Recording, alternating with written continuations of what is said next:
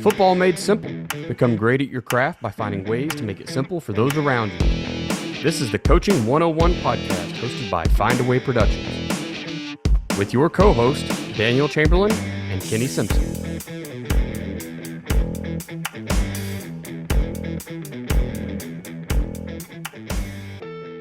Hello, coaches. We are absent our fearless leader in Daniel Chamberlain, so I'm going to try to do his job and my job. But luckily, we've got a really, really great guest on the show today, Coach Tony Holler. Like a lot of y'all probably know at this point, unless you've been living under a rock. But if you don't, I'll let him kind of explain a little bit about himself as we get moving.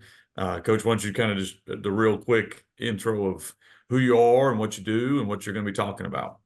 Yep, I always lead off. I was born a coach's kid. My dad coached 47 years, high school and college basketball. 44 as a head coach. I have two sons that are coaches. It's kind of the only thing I know. I taught chemistry for 38 years, and I'm coaching in my 44th track season now. I coached 25 years of football back in the day. But yeah, I'm just kind of a born to coach type of guy that will probably die coaching as well. Yeah, I mean, for us, we're in the middle of the season, so that's why the bags are under my eyes for guys who are watching this on YouTube. And Coach is living it up in retirement. He said he's been retired now for a little bit. So, how is that for those of us who may be near the end of the road? Is it everything we hoped it would be, or do we need to maybe just enjoy what we're doing right now? For sure, enjoy it right now. As you live further on, years, it's a real slippery slope. Years go by so fast. My daughter just turned 40 last week, and it's like, oh my God, I have a daughter that's 40. I thought I was still 40. So no, it's fantastic, and it's really weird how things work. I was broke for my 38 years of teaching chemistry. My wife taught second grade. We had 4 kids. So we were broke our entire lives. We rented. If the air conditioner went down, it was a catastrophe. We had to go borrow money or put it on a card. And in retirement, all of a sudden, with my business, with this crazy feed the cats thing and everything, we can pay bills now, and we can drive a car that doesn't break down. So no, I'm living the best years of my life. That's awesome. Well, I think that's what we're all hoping for one day. But I think Coach hit the nail on the head. I'm not quite there where you are yet, Coach, but I'm getting older, and my daughter's in college now. Just sent her off, and so you can kind of see, those times when my wife and I didn't know where the money was going to come from were some of our best years. Looking back on it, it wasn't in the moment, but looking back on it, it was a lot of fun. So let's talk a little bit about. I know you've got a book coming out, and you've got some other material. So you guys are going to get to hear Coach here in a minute. I promise we'll do all the questions. But if you haven't already, he's got some really good stuff already out. And I know, Coach, you're working on a new thing that's going to be coming out that I'll be one of the first people to buy. So tell us what you got. Yeah, about 3 years ago, Steve Jones, who is just he's just a legend to me, even though he's like 20 years younger than me and everything.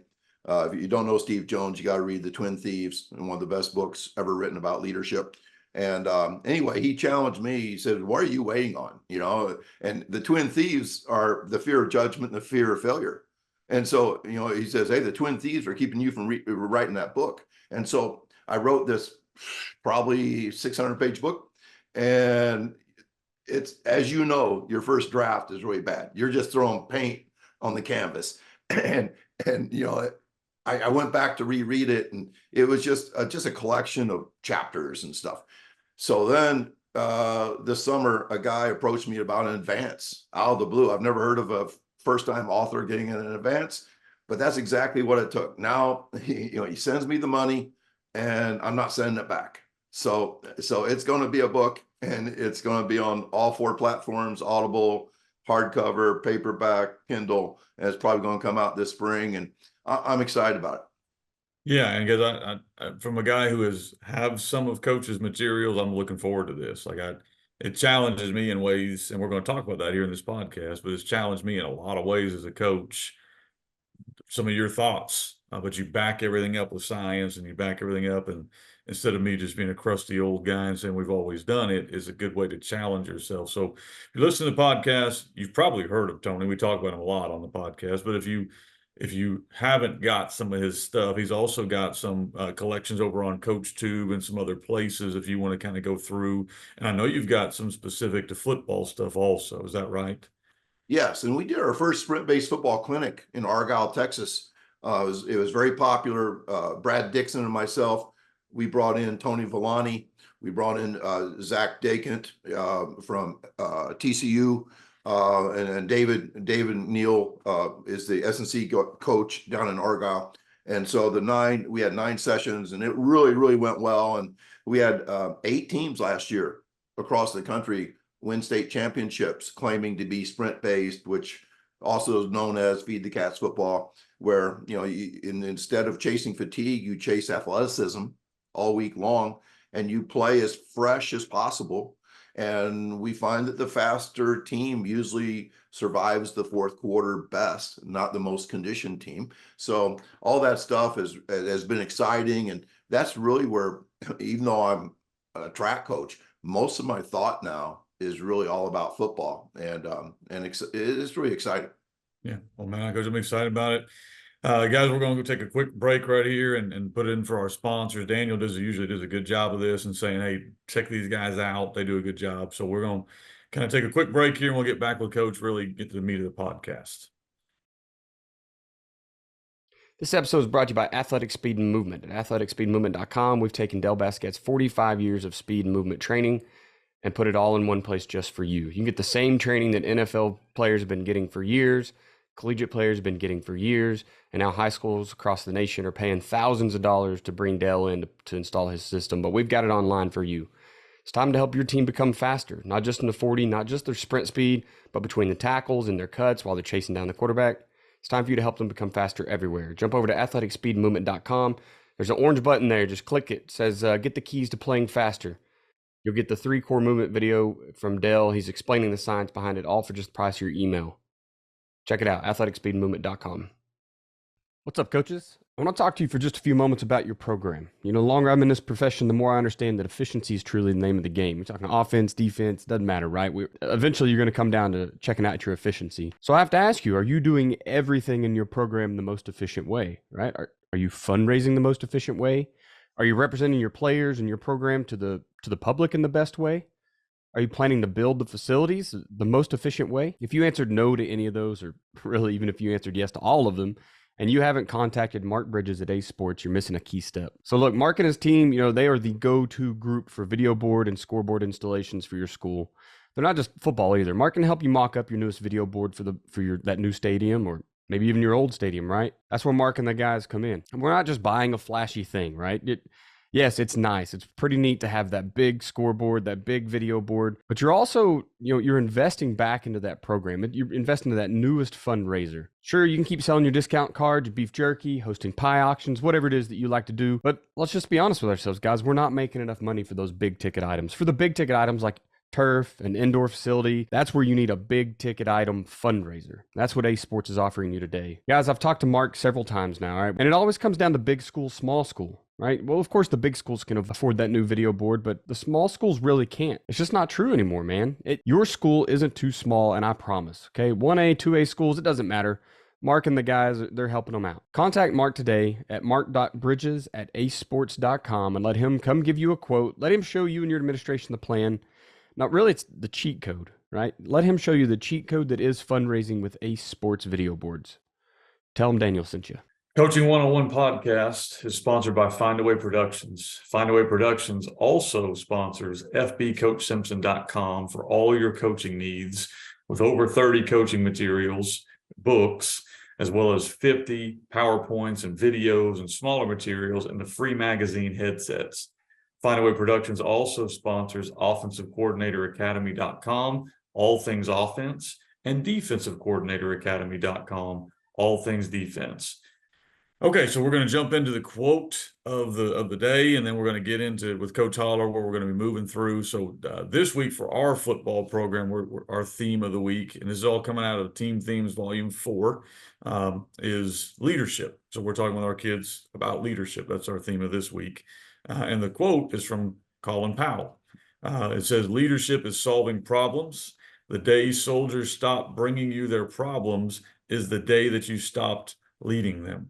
And so to me, a big challenge as a head coach of if people aren't wanting to share their issues with you, you've probably lost touch. And a lot of times, a football coach, you're now, if you're in season like me, you're in week 3, week 4, week 5. Now's the time when you're getting fatigued, you're getting tired, and all that crap is starting to float up to the top. If you're not getting it brought to you, you need to really question, where are you at as a leader? And I think that's kind of what we're looking with our kids is we're 3-0, we're having a great year, but there's still things we got to deal with. And so that's part of being a leader if you signed up for it. All right, so Coach, we're going to jump into questions we got for you. So we're really going to mainly kind of keep this topic towards football and mainly towards in season. But let's start off with the first one. For me is, if we're talking about sprint-based football, feed the cats football, whatever people want to call it, give us some of the general things you're looking for to say, hey, these are the things you need to be doing in your program if you're wanting to be successful and follow kind of what we would suggest. Yeah. First of all, I don't think we can jump into the season without at least mentioning the off season. In the off season, excuse me, in the off season, instead of chasing conditioning, endurance, we're going to chase athleticism. And I love to ask coaches. I consult with coaches all over the world now. And I say, Coach, what does it mean when you say a kid is athletic? And it makes them think. And the first word out of their mouth is fast. The next word is explosive. The word that never comes out of their mouth is they can endure long periods of third degree. I mean, never do they talk about an athlete being in shape. They would all love to have fast, explosive, strong athletes. So a Feed the Cats program is a disciplined pursuit of less. So we're going to do less, but we're going to do it at a much higher level. And so instead of getting in shape all summer, we're going to get faster. In 10 weeks, you can get 1 mile an hour faster, which makes a totally different human being. And practices will have to be condensed, which is good for coaches, good for coaches' families. I'm very concerned with the state of coaching these days, where coaches are dropping like flies, and it's their own damn fault.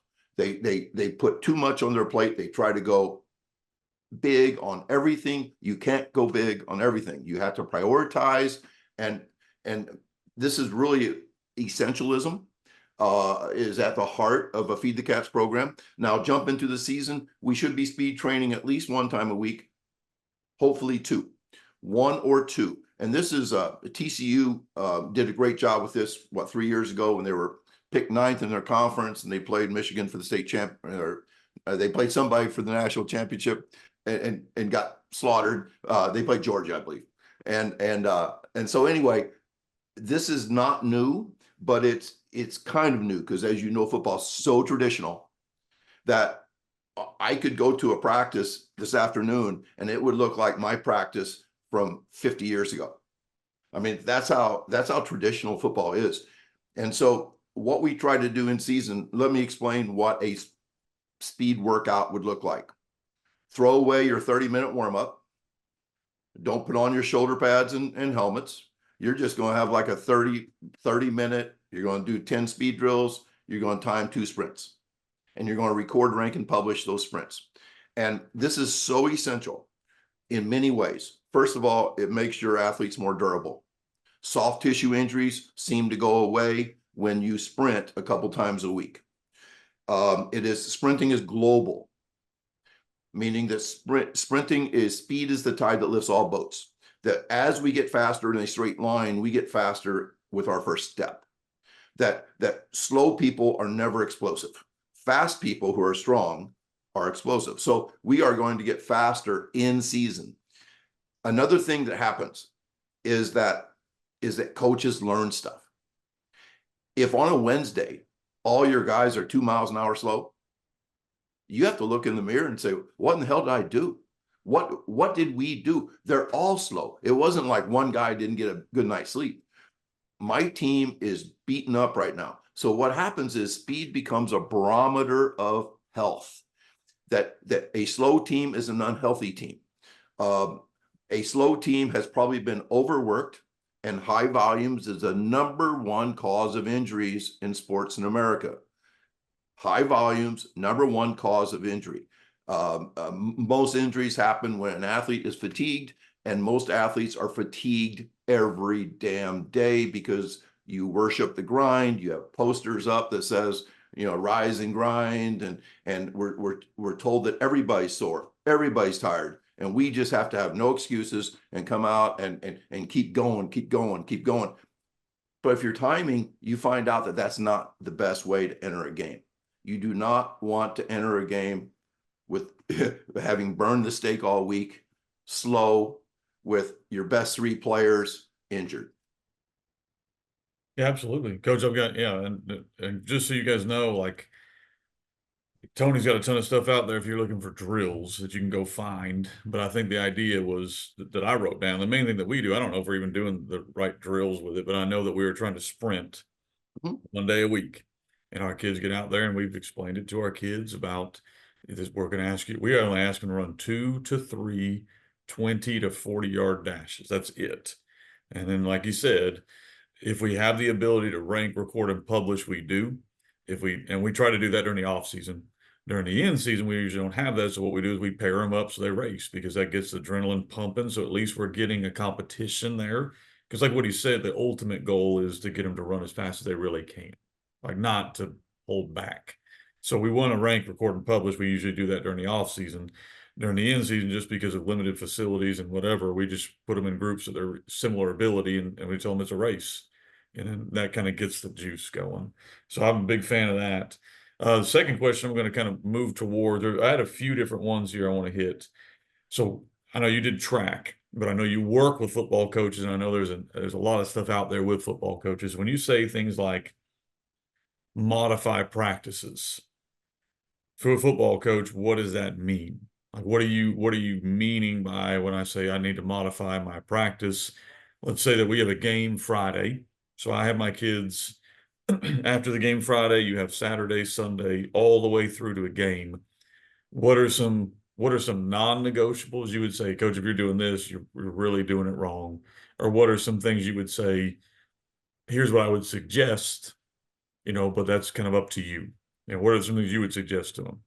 Well, the non-negotiables and the suggestions are probably the same thing, because I feel so strongly about these things. And obviously, anything that I say is a non-negotiable, another human may say, I get to make the decision, so screw you. So we say no conditioning, that we don't ever want to burn the steak in any practice, Monday, Tuesday, Wednesday, Thursday. As you know, the old model was to go hard 2 or 3 times a week. And everybody knew that you need to take the day after a game off. If you play Friday night, you got to take Saturday off, because otherwise it's going to be a downward spiral. If you're going hard on Monday, Tuesday, and Wednesday, where's your day off? And when we say go hard, football coaches, they're playing more than 5 minutes of football on Monday, Tuesday, and Wednesday, which is, if you're playing one way on Friday night, you're playing 5 minutes of football. The stand around to play ratio is about 30 to 1 if you're playing one way. 30 to 1. You're standing around 30 minutes for every 1 minute you're actually playing football. But if you are constantly moving Monday, Tuesday, Wednesday, and you are running 80 plays, and you're running conditioning, and you're doing stations and all this stuff, your volume is probably double what your game volume is with no day off the next day. And that starts to detrain athleticism. Athleticism wins games. Another problem with constant fatigue is that our brain does not learn very well when we're tired. So, that's the case in chemistry. If a kid doesn't sleep the night before, he's not going to learn electron configurations the next day. We just don't absorb things. So football is a skilled game. It's a brutal game, but it's also a skilled game. So if you are teaching skills to players that are in a constant state of fatigue, they're not learning them very well, or they're learning them in a sloppy way. So every coach, my father was a lifetime coach, every coach says quality over quantity. But then what they do does not match what they say. because we want more. There was a private school outside of Cincinnati a couple of years ago that they got GPS, and they found out that their pregame had more volume than their game. And the reason for that is their number ones took every rep in pregame. So even though it was an hour practice, they were burning the steak pregame on Thursday. And then there's also teams that I swear to God have a bigger volume of warm up than they do play in the game. And combine that with the sympathetic nervous system producing all this adrenaline, which is fight, flight, or freeze, and narrows our focus and does not allow us to play instinctively. All those things really tend to cause us to play poorly. Now, the problem comes is that you can do all the wrong things, and if the other team is dumber than you, you still win. You know, dumb is undefeated against dumber.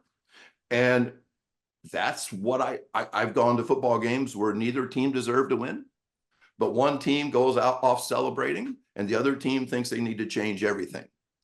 So it's a wild game, and I love football coaches because they're so dedicated, but their power is also their weakness. And that is, you've got to hold back. You've got to put an athletic, healthy team on the field on Fridays. And one last thing about this Feed the Cats approach is that practices will become more joyful. Now, it's going to bother you because your kids are not going to crawl off the field like you've always learned they were supposed to, but they will be more joyful. And as football at your school becomes more joyful, that point guard that would probably be a possible NFL safety on your basketball team, he'll walk by football practice and say, maybe I want to play football. And right now, most football programs do not attract cats, you know, those athletes that kind of the basketball loves those athletes, those guys that can dunk, those guys that can move, those guys that have never worn shoulder pads and a helmet, but they could come out and probably start in the first game for their high school because they're so athletic and they're so competitive. Yeah, I've got a couple notes here I want to kind of hit. So just so you guys that are listening to the podcast know, here's the things that we've adopted from Tony. We've never conditioned now in 3 years, you know, and the only kid that cramped was my son. And I think that's because he plays both ways. And I think he didn't probably hydrate like he was supposed to. But we always are the less cramping of the two teams, always. We've started doing what we call red and green drills. So basically, red drills are, we're going to walk through this drill. We do not want to physically exert you. Like we tell the kids up front, we're not trying to physically exert you, but we have to work this drill because it's essential to the technique of what we're doing. You know, a lot of times that's going to be like a ball drill with a receiver. It could be a back pedal drill with a DB where we're trying to correct technique, like a sprint drill. Think about a drill like in that world. And then we have what we call green drills, where we are full speed, just like we would do it in a game, but we're going to limit you to 3 to 4 reps in a 5-minute period. That's kind of how we've tried to adapt what coaches bringing to us. If you're listening to this going, practically, how am I going to do this? Because we got to work down blocks. We got to work the stem of this drill. We got to work the whatever. Well, those can be red. Like those can be walk through type effort, but mentally getting what we're getting. And then we're going to go green. And we try to kind of make that happen throughout the practice. So you're getting a red and then a green period, a red and then a green period, and then a break. And so you can do some of this stuff practically. And that's when a coach says modified practices. That's kind of some of the stuff we've done. I did have 2 other questions for you, kind of working on the practice stuff. And then Can I comment on your red and green? Go for it. Yeah. I think that's absolutely brilliant. And basically what you've done is what I've described as a wave theory of practice, that we're going to go hot and cold. We're going to go high quality game-like intensities. And then we're going to allow another session like that by backing off. And you know, your red and green, you probably have your green because it means go. It means, you know, whereas my red and green, I color code too. Red is kind of like the opposite, where green is rest and recovery, And red is, ooh, we don't want to do too many reps of this because this is high level stuff. We are going at 100 miles an hour so anyway, I love that red, and people don't realize if you do not have a wave theory and you try to do it like every coach in America has always done it, where we're just going to be high intensity all the time, you're going to practice in third gear all week. We need some fifth gear play. So I absolutely love that. Well, good. I appreciate it. So we've stolen that from you, and we're not perfect at it, but we're trying to get better. And so some of the things that we try to do with it is when we're in the green type, or what we call fast, however you want to define that. When we're in that world, we need to limit reps. Like, and we tell the kids, it could be a pull for us. We pull our guards a bunch. So those are big guys. They got to get out there and run. They don't want to do that. So we say, if you'll go hard for 4 or 5 reps during this period, we're only going to do 4 or 5 reps. And then as a coach, and the trade-off with your kids for us has always been, you have to go full speed or you got to do it again. But we're not gonna run you to punish you, but we've got to go full speed so that we can get what we're trying to get accomplished. And so that's been a big And one. you probably find that kids respond to that really well, right? Yeah, oh yeah, they watch it. Like, I can do 4 reps full speed, sign me up. And in that world, you also have to do team that way. So I know a lot of you guys on your team offense, team defense, we've now limited it to, and when we do tempo, but we've limited it to basically 5 plays or 1 play per minute with a maximum of 15 minutes of team periods. So you're going to get 15 plays. If you're going up tempo, you might get them done in 10 minutes, but 15 plays, and then that we're going to have a break, because how many drives do you have that go over 15 plays? Very few, and so my questions come back to you though, Coach, would be these ones. So how much total time would you recommend on the field? What days of the week? You're playing a game Friday. So if you were designing, or your football coaches you work with, how are they designing their weekly schedule? Well, I think you need to have 2 days that we would, in your color code, would be green days, and a couple days that were more like red days, where we want that internal wave theory, that red and green, as you said, inside of practice, but we also want to think that way in terms of our practice week. Now, the question always comes, is Monday a good go day, or it should be a back off day? And coaches go back and forth. And what I say is, I don't care. Just put in the thought. And if you make Monday your green day, where you're going to go, okay, let's speed train on that day. Let's do your sprints. And I like your idea about racing. Racing is the next best thing. I love timing because we learn so much when we see that timing happen. And if people want to know what that could look like, on YouTube, totally free, is my atomic workout. And the hook is, it takes 15 minutes and you do 60 seconds of work. And when coaches hear this, they go, oh, we can commit to speed. We can call ourselves a sprint-based football program and only spend 15 minutes. Like, people think that because we make speed the priority, we make it the majority. And it's not. It is like, you cannot speed train for long. It has to be short. So let's say that we go green Monday, Wednesday, speed train on both of those days. Maybe an hour and a half practice or less. I mean, we're talking, you have to be totally okay with the fact that practice is overrated. That practice, and you say, well, all my guys go both ways. Well, I just heard yesterday that the great guy for Colorado that's playing both ways. What's his name? Yeah, I know you're talking about. I can't think of Travis Hunter. Yeah. They're giving him 3 days off a week. What do coaches think? If you're going to play both ways, what do we have to do with that kid? You got to condition the crap out of him. And it's just the opposite. If you have a bunch of kids playing both ways, you can't burn that kid up during the week. So let's say we go Monday, Wednesday, green, Tuesday, Thursday, red. Red means we're still coaching football. We're just not trying to get to game speeds. We are doing everything else, and we're going to stay fresh all 4 days. We're not going to burn the steak one time. And what I like about that schedule is it fits in real well with pregame, where Thursday is a red day. We've always thought that Thursday should be a back off day, but be careful if your number ones are running 35 plays, they're burning the steak. So be careful with all that. And I think, oh God, game day, before I forget, limit your warm up on game day. These teams that go out for 90 minutes and they're doing like 3 times game volumes before the game starts. And it's because everybody's excited. Coaches is, back off. You need to hold your kids back and then let them play like an uncaged animal for the game. Do not go out and run the cat out of them before a game.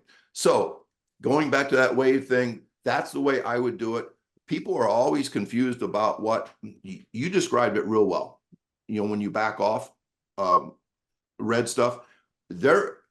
When I describe what backing off looks like, one coach said, well, that looks like all my practice.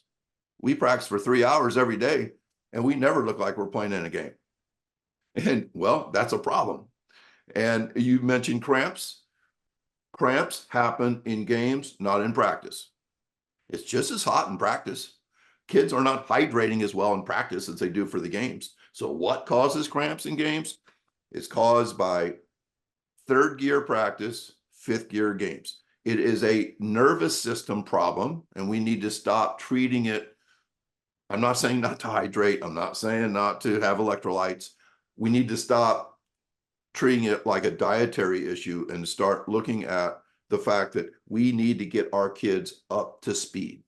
One last thing, you were talking about practices. Matt Campbell is one of the best coaches I know.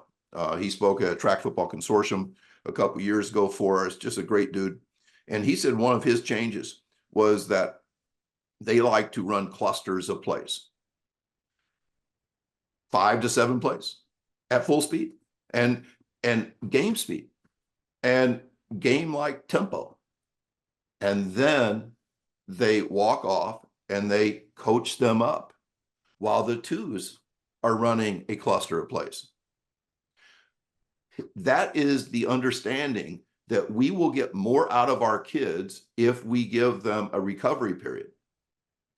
Dan Casey, who's a great guy and has spoken to a couple of TFCs, when he was the head coach at a place in North Carolina, instituted a halftime in practice. I think that's beautiful. Have them sit around under a shade tree and drink lemonade or Gatorade or whatever. And your coaches can talk about what went well in the first half, what did not go well, how do we need to tweak the second half to make it better. And gosh, it starts to sound like it's a game. And so we're kind of gamifying practice. We want to make practice more and more like a game. Games are fun. Games, we keep score as much as possible. Games are, we want to practice to look like the game. And coaches can hate all my messages, all my stuff, but man, there's not a coach that would disagree with, we want to practice like we play. Yeah. That's why we want to do it. Yeah, no, I coach. I'm a believer. I'm sure there are guys on here that are doing certain things. Here's one thing that we've stumbled into, and this year for us, it kind of, my hand was kind of forced, but we had already been flirting with the idea of just giving them Thursday off, which I know that would make me the antichrist of football if I did that. Get you fired. That's right. Well, here's what happened to me. My hand was kind of forced. We had stinking hurricane come through, so we couldn't practice last Thursday. We did a walkthrough and we did film with our kids.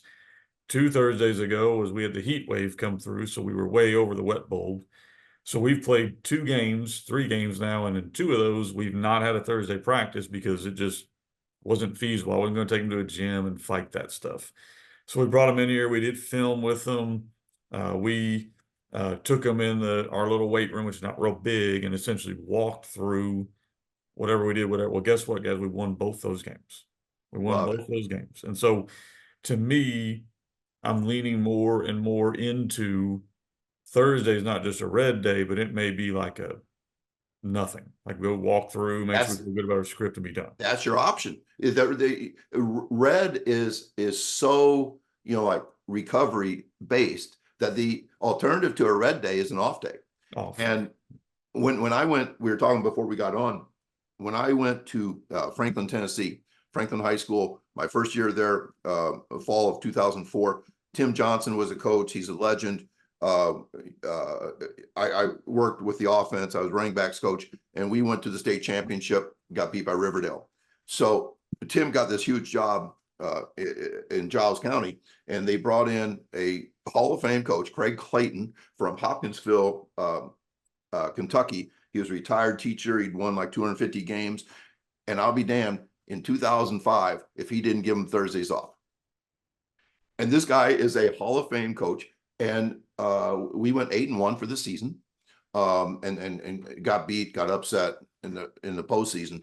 But both those losses, guess what they blamed?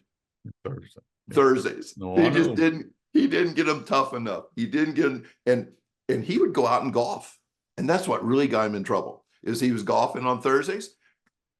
That made him a better coach. It made him a better coach to go out and shoot 18 holes on Thursday, because tired coaches are like tired players. We don't make good decisions. We don't play well. We're plotting our exit strategy. As you know, the last game in football is bittersweet. It's bitter because you lost. It's sweet because this shit's over. Yeah. And it shouldn't be that way. We should have tears that we're not getting to practice next week. That's the way we should feel about it. And it's exciting when I see programs like yours that probably feel that way. Yeah, it's been fun for us to watch our kids. And we had this year, we had, Arkansas, the transfer portal's open. They don't call it that, but they basically is school choice, So we've been able to we've got 10 kids from different varying schools. So I'm not talking about one or the other, but just from varying experiences, and watching their enjoyment for football come back. And it's not like I'm not a cool guy. I'm kind of hard nosed on these kids, so that I know it ain't that. But the fact that they're like, so we don't come in. You mentioned it. Some of these kids were coming in on Saturday morning at 6 a.m. to watch film and work out and run a mile. Like, that's still real. And those kids were like, so we don't come in on Saturday? I said, no, that's stupid. Well, what about Sunday? I said, that's also stupid. Well, what do we do on Monday? So that's kind of a red day for us. We kind of go hard on Tuesday, mix Wednesday a little bit, and then we're really easy on Thursday. And they were like, are you sure about this? And I said, well, that's what we've been doing, and it's been working. So we're going to keep trying it. So the stuff works. Coach, I did want to hit two-way guys. So I've got 2 on my team. Other coaches have 2 on their team. And I'm a big believer. You don't want to hurt them, but there seems to be they need something, because they are having to, they're different than every other kid on your team that's playing one way or whatever. What are you doing with those kids? It's the most counterintuitive thing that I preach. And that is that not only do they not need twice as much work to play in the game, they probably need less. I go back to Travis Hunter, the days off are going to be, the fact that they're playing 2 ways. First of all, it means you got to have that guy. That guy is like losing 2 players if he's out, or if he's half-assed, it's like 2 players being half-assed. So we have to fight our intuition here. Intuition is like, this is what feels like we should do. Being counterintuitive means we're going to do the opposite of what we think we should do.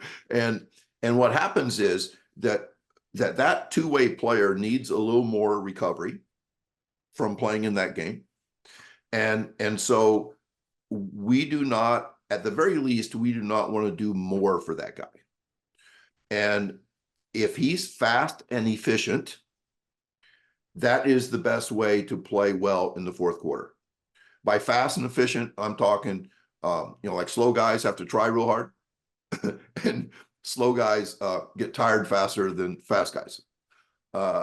There are story after story. I would really like to take this back to track and field. when my sprinters run the 400, they are not prepared to run the 400. We have never run more than a 200 in practice, ever. Now, sometimes, once in a while, we will stack 3 200s with a 3-minute rest and run them real fast. And they will be running faster than 400-meter pace. But when they walk up to that starting line in a meet, they have this fear that maybe, I'm not well trained in this event. So we have to tell them, we have to teach them that even if we ran them 1,000 miles, the last 100 of the 400 will hurt like hell. Mm-hmm. We could take our best 2-miler and run him in the 400. And if that kid says, "Oh, that was easy, coach," I would say, "Yeah, because you jogged it." If you sprint the 400, your aerobic engine doesn't get a play. It's glycolysis that happens, and it will pollute your body. And our guys, when it starts to hurt late in the 400, we say, "Yeah, this is the way we feel late in the 400. We're ahead, and we're going to win the damn game. We're going to win the damn race." And I think that's the way I would approach the conditioning with a two-way player, to trust that kid's incredible athleticism will carry him through the fourth quarter. One last story, kid, 319 yards on 33 carries. Had a good big game. And the coach called me and said, "Coach, we didn't condition him one time. He slept in every Saturday." And I said, "Coach, was he gassed on that last carry?" He goes, "Oh yeah, coach, he was gassed. But there's nothing I could have done during the week that would have made him fresh for that carry." They allowed him to be fast and explosive, and the magic of the game will carry you in the fourth quarter. And also, I think the love of the game. As you know, love's a powerful drug. Love is not soft. When you love football, you love your teammates, you love your coach, you have a tendency not to give up in the fourth quarter. You're going to fight like hell. So I think all those things kind of work, and it's really hard because intuitively you think you got to double down on conditioning. Yeah, no, that was my question I had, because we've got 2 this year, and one of them lives with me, so I'm trying to figure out, okay, am I hammering him too hard in practice? Am I not practicing him enough? And I've got another one that just doesn't come off the field for us. He's a special kid, and both of them have done really well for us, so we'll keep moving on that. The last thing I've got for you, coach, and is basically drills you would suggest, or if you have anything you'd suggest that would help you keep speed. I know we've mentioned a bunch of how to practice. We kind of hit the football side of it. On the track side of it, you've already mentioned run full speed twice, or more, or not more, 2 or 3. once or twice. But what else would you kind of suggest as far as maybe either in the weight room or when you're doing speed work? Do you suggest, because I've heard this argument by some people of straight line speed and football speed is a little different. So do you do anything in that world? It's totally different. This is a great subject. Straight line speed and football speed, 2 different things. But that does not mean we do all agility work and no straight line speed work. In the game of football, we never lay on our back and push weight upward. We never put big weights on our back and squat down, ever. But damn it, we still lift. So what I say is that we, away from the sport, the first 2 levels of my Feed the Cats pyramid, the first one is rest, recovery, sleep, hydration, nutrition. Because without those things, you're not giving yourself a chance. You're not giving yourself a chance to be an athlete. So we have to coach the other 21, 22 hours of the day with these kids. And I think that coaching makes huge impacts on their lives. Because, I wish I was taught a healthy lifestyle when I was a teenager. And we just weren't. So that's the first level. And then the second level is building apex predators. And we're not talking about building football players. This is whether you lacrosse, football, basketball, track, soccer. We want to build athleticism as our second level. So that's sprint fast, that's straight line, spiked up, timed. That's lift heavy. Lift heavy does not mean necessarily heavy weights, but we are not going to go light in the weight room. I really believe that weightlifting should never interfere with speed training. If it does, you're doing something wrong. The third thing is jump high, jump far. That's explosiveness. You can't practice that with big weights on your back. Explosiveness is a fast explosion. So jumping is a key. And then the fourth thing is bounce. Bounce is ground reaction time. Every great basketball player, every great football player I know is bouncy. Even the big cats, the best offensive tackles that weigh 320 pounds in the league are guys like Trent Williams. He has a bounce to his step. He is not heavy-footed. So we're going to work on those four things, even though they are not sport specific. Then we practice. We practice to get better at the football stuff.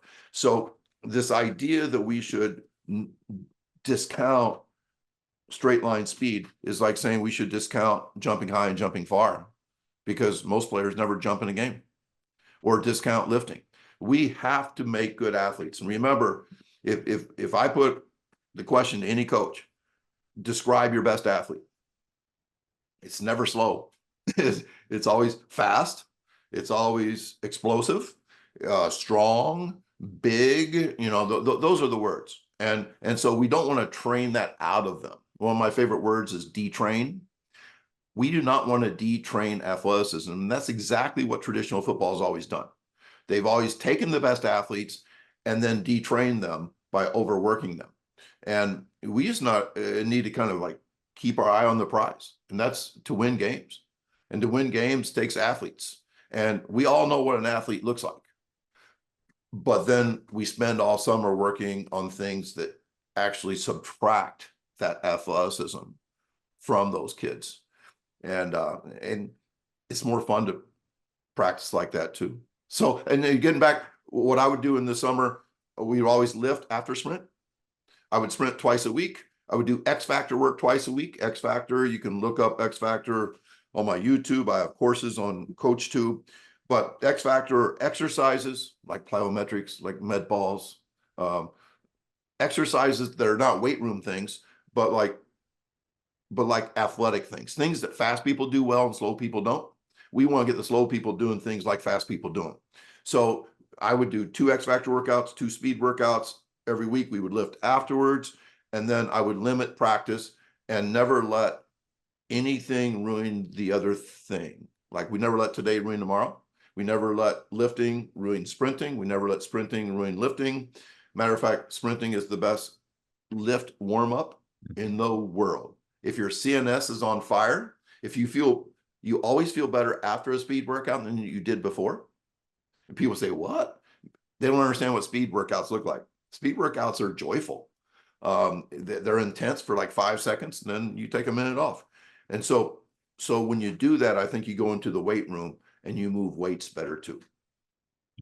Coach, I'm a believer. So hopefully guys that are paying attention here will get it too. And appreciate you coming on. I'm going to do, we always kind of end here with a quote or not a quote, my lesson of the week. And so I'll give you that here in a second. Then we'll get you to kind of give our socials and where to reach out to you if they can get you. But so guys, the lesson of the week for me this week is don't think that less is lazy. Like I think that's a big one that we get confused on as coaches. There's a huge generational gap in everything, but it really shows up in coaching, where old guys think that young guys are lazy and young guys think that old guys are stupid.